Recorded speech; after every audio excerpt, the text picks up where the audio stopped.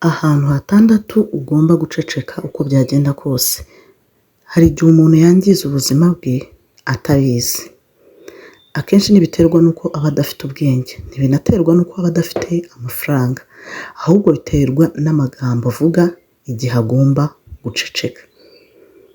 Hari abantu batakaje inshuti kubera amagambo yabo, abandi batakaza amahirwe, abandi batakaza urukundo, abandi batakaza byinshi kubera kuvuga aho bitari ngombwa.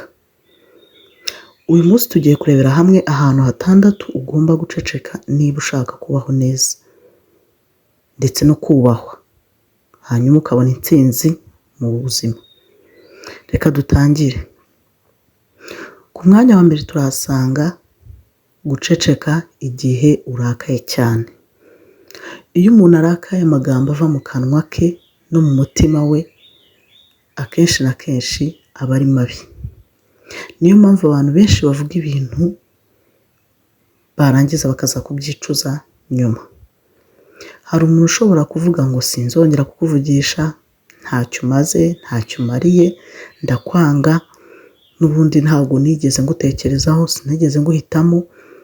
Nyuma y'iminota mike umutima umajije gutuza akicuza, ariko amagambo yavuze yarangije gukomeretsa uwo yayabwiye. Amagambo mabi ashobora gusibanganya imyaka y'urukundo cyangwa ubucuti wagiranye n'umuntu. Iyo urakaye cyane jya ukora ibi bintu ngiye kukubwira bigera muri 4. Fata umwanya wawe, uceceke, humeka, hanyuma ujye kure gato y'aho ibibazo byabereye, utekereze neza icyo gukora. Niba utuje ushobora gukemura ikibazo, ariko niba uvuze uri mu burakari ushobora gusenya ibintu byinshi. Hari umugani uvuga ngo ururimi rudafite amagufwa, ururimi ntirufite amagufwa ariko rushobora kumena umutima. Ku mwanya wa kabiri w'ahantu ugomba guceceka, iyo utazi ukuri kose. Hari abantu bavuga ibintu byose bumvise ugasanga ntibabanje kugenzura, yewe nta nubwo babizi ko ari ukuri cyangwa bitanabayeho. Bakumva inkuru imwe bakihutira kuyibwira abantu. Ibyo bitera ibintu 3 ugiye kukubwira: intonganya, inzangano, gusenya amazina y'abantu. Umuntu w'umunyabwenge ntabwo avuga ibintu byose yumvise. Aha tugendane neza. Mbere y'uko uvuga uti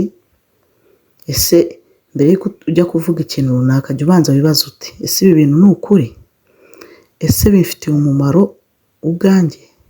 Ese bifitiye umumaro uwo ngiye kubibwira? Ese sinaba nkiri gukomeretsa umuntu runaka? Hari igihe guceceka biruta kuvuga amagambo menshi ushobora kuzicuza. Ntukabe umuntu ukunda amazimwe, kuko uko ukunda amazimwe, uko ukunda kuvuga abandi, ejo nawe bazakuvuga kandi wumve ari ibintu bigukomerekeje. Ku mwanya wa 3 w'ahantu ukwiye guceceka, iyo uri hagati y'abantu batakwifuriza ineza. Ntukabwire abantu bose ibi bintu ngiye kukubwira 4. Plan zawe, amafaranga ufite, inzozi zawe, intambwe zawe ugezeho. Kuki? Kuko abantu bose bagusekera atari uko bagukunda. Hari abantu bumva ibyo ugiye gukora bagatangira kukugirira ishyari cyangwa bakaba bakurogaya kugira ngo wa mugambi wawe upfe. Rimwe na rimwe intsinzi ikurura ineza, ariko bisaba ko ubanza gutuza. Iyo imbuto itarakura ntibayikurura ngo barebe niba iri gukura. Ahangaha murimo murabyumva, niba ikigori kitarazamuka ntiwemerewe gucukura mu itaka ngo urebe ko kiri kuzamuka. Nawe rero hari ibintu ugomba gukora bucece kugeza bigenze neza. Reka ibikorwa byawe bivuge aho kuvuga byinshi. Iyo umuntu arimo kuvuga ibintu byose abibwira abo abonye bose, abahisi n'abagenzi, nta gaciro aba yabihaye kandi koko abibabariramo. Ku mwanya wa 4 rero w'ibintu ugomba guceceka cyangwa se w'ahantu ugomba kugera ugaceceka.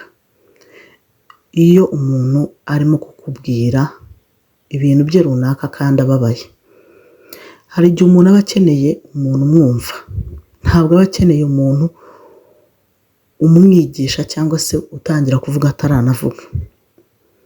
Ugasanga arimo arakubwira ikibazo cye, nawe ukihutira kumukorera ibi bintu bitatu ngiye kuvuga: kumucira urubanza, kumuca intege, ndetse no kumubwira ko ari amakosa ye.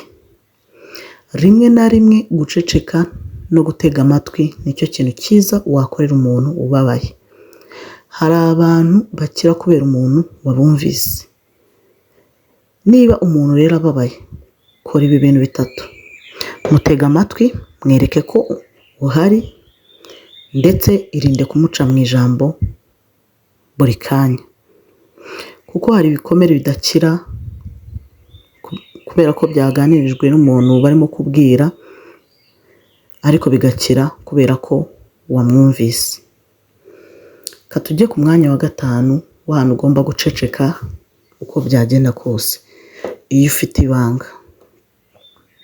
Iyo ufite ibanga uba ugomba guceceka. Niba umuntu yakugiriye icyizere akakubwira ibanga, uramenye ntukarimene nubwo waba uri intyoza bingana iki. Abantu benshi batakaza icyizere kubera kunanirwa guceceka. Uyu munsi umuntu akubwiye ikibazo cye, ejo ukumva uri kukibwira abandi. Ibyo bintu bituma abantu batongera kukwizera.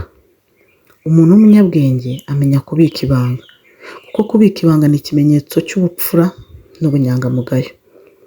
Niba ushaka kubahwa, ntukavuge ibintu byose uzi cyangwa wabwiwe n'abantu kandi bagusaba kubiceceka. Hari ibintu biba byiza bigumye hagati yawe n'uwo mwabiganiriye. Si buri kintu cyose kikugezeho ngo ukivuge. Hari abantu badukanye ivuga ngo ntabwo ndi akabati, ariko ugomba kwiga kuba akabati rimwe na rimwe ukabika iby'abandi kugira ngo ejo bitazabaryanisha. Ku mwanya wa gatandatu rero, ari nawo wa nyuma, ugomba kugeramo ugaceceka: iyo intsinzi yawe itaruzura. Hari abantu bavuga ibyo bagiye gukora mbere yo kubikora.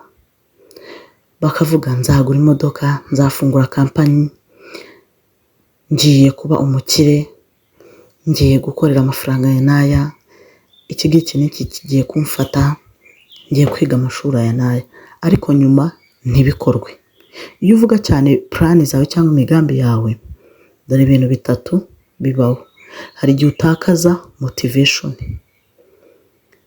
Ibyakabaye bigushyigikira harimo abantu, harimo ubushobozi, harimo amafaranga. Kabiri, hari igihe abantu baguca intege. Gatatu, hari igihe ibintu bipfa mbere y'uko bitangira. Abantu bakomeye benshi bakora ibintu bucece. Iyo bamaze gutsinda, ibikorwa byabo akenshi nibyo byivugira, bakanaserebura.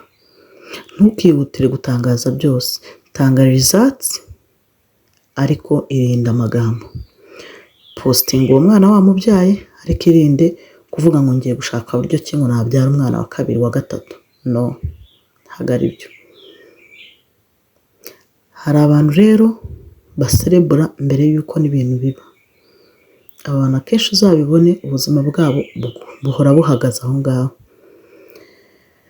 Nasoza rero nkubwira ngo rimwe na rimwe imbaraga z'umuntu ntabwo ziri mu kuvuga cyane, ahubwo ziri mu kumenya igihe cyo guceceka. Wibuke aha hantu hatandatu ugomba guceceka nakubwiye. Ahambere twasanze ari igihe urakaye. Kabiri, iyo utazi ukuri kose. Gatatu, iyo uri hagati y'abantu batakwifuriza ineza cyangwa intsinzi mu buzima. Kane, iyo umuntu ababaye bisaba ko umutega amatwi. Gatanu, iyo ufite ibanga ry'umuntu yakubikije. Gatandatu, iyo intsinzi yawe itararangira. Niba iyi video rero ikwigishije, kanda like, kora subscribe, kandi wandike muri comment uti guceceka nabyo ni ubwenge. Murakoze kureba iyi video. Njye mwari kumwe n'imbabazi nk'ibisanzwe, naho utamu zindi video. Imana ibarinde. Twiteze imbere, duteze imbere igihugu, kandi natwe twiyubaka.